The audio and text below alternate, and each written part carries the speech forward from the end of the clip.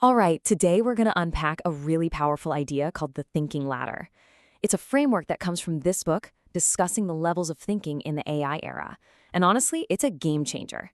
It's not just about how you think, it scales all the way up to the fate of a whole country. The book starts with this incredible quote. Just think about it for a second. Thinking, the invisible thing that decides the visible destiny of a nation. Wow. So, the biggest thing that shapes a country isn't its military or its money, it's something you can't even see. It's how people think. That idea right there, that's the foundation for everything we're about to get into. Okay, so here's the first big takeaway. Let's talk about a nation's hidden power. We always talk about infrastructure, like roads, bridges, all that physical stuff. But what about the soft infrastructure, the mental blueprints that actually create all that hard power? The book gives these amazing examples, right? Like Japan after World War II, using systems like Kaizen to rebuild, or Singapore planning decades ahead to become what it is today. Their real secret weapon wasn't just steel and concrete, it was a better way of thinking. All right, now we get to the heart of it all, the 5 levels of thinking. Think of this as a kind of ladder, a roadmap you can use to understand how you and everyone else thinks. So at the very bottom, we've got level 1, technical operation. This is all about following the instructions, doing things by the book. It's the how-to level. You're following a procedure, relying on memory. And look, this is super important, right? You need this to keep the world running.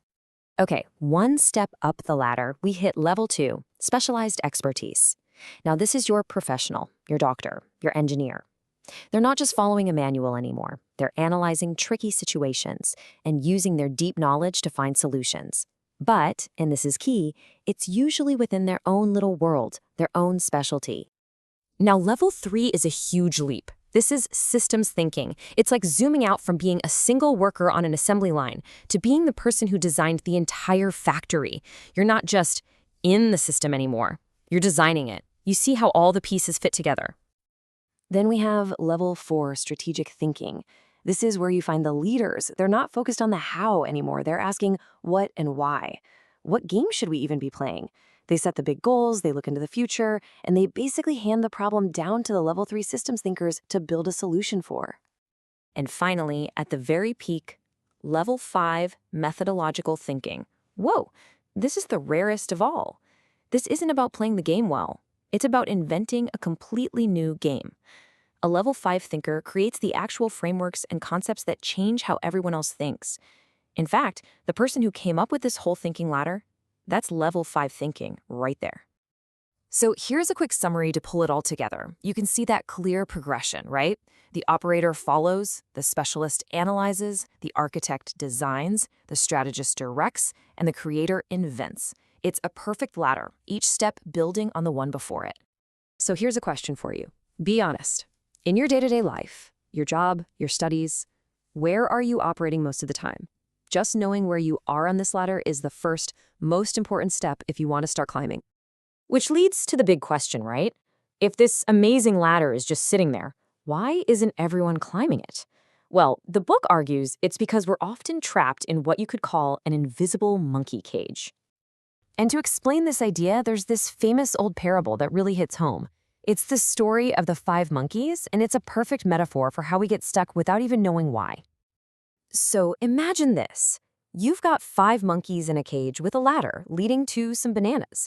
The moment one monkey starts to climb, bam, all the other monkeys get blasted with ice-cold water. It doesn't take long for them to figure it out. Pretty soon, if any monkey even looks at the ladder, the others will beat him up to avoid the spray. But here's the crazy part.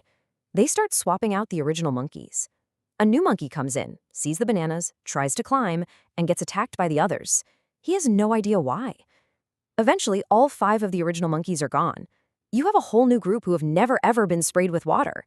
And yet, they still punish any monkey who tries to climb the ladder. Why? Because that's just the way things are done around here. That story just gives you chills, doesn't it? It makes you ask, what's the cold water spray in our world? What are the invisible forces that stop us from trying to climb that thinking ladder? Well, the book points to a few things. That cold water could be an education system that's all about memorizing facts for a test instead of actually being creative.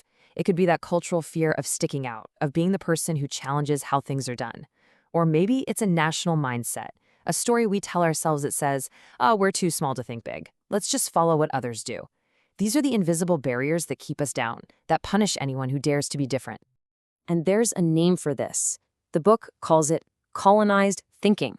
It's when a group has so internalized its limits that it becomes its own jailer. The original oppressor might be long gone, but the people, they keep enforcing the old rules on themselves. They're just like those new monkeys, guarding a cage they don't even understand. But okay, that's the problem. What's the solution? This is where the story takes a really hopeful turn, because there is a key to unlock this cage, a tool so powerful it could let us leapfrog entire rungs of the ladder. And that tool, of course, is AI. So why is AI different? Well, think about past revolutions, like the industrial or even the early internet age. They took a ton of mind, a lot of capital. The big guys, the incumbents, always had the advantage. But the AI revolution, the cost to get started is incredibly low. The advantage isn't about who has the most money anymore. It's about who can think the most creatively and act the fastest. This is what makes leapfrogging possible for the first time. And this is maybe the most important point of all. A lot of people see AI as a threat to human thinking, right? But the book argues it's the exact opposite. It's a catalyst. AI is getting really good at the level 1 and level 2 stuff, the operating and the analyzing. That frees us up. In fact, it forces us to operate at the higher levels, at level 3, 4, and 5. If you want to use AI well, you have to become a better systems thinker, a better strategist, a better creator. So where does that leave us? We've got the map, the ladder, we've got the key, AI. The book wraps all this up with a powerful call to action, basically a new manifesto for thinking. And it starts with this simple, powerful idea. We were not born to follow forever. It's a total rejection of that colonized mindset, that idea that some people are just meant to lead and others are just meant to fall in line. And it goes on from there. We have to shift our entire mindset, stop being just consumers of knowledge, and start becoming creators of it.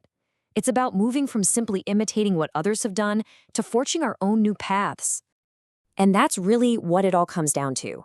The book lays it all out for us. Here's the ladder, here's the invisible cage that's been holding you back, and here's the key to get out. The path forward is there. So the only question left for you and for me is, the thinking ladder is there. Do we dare to climb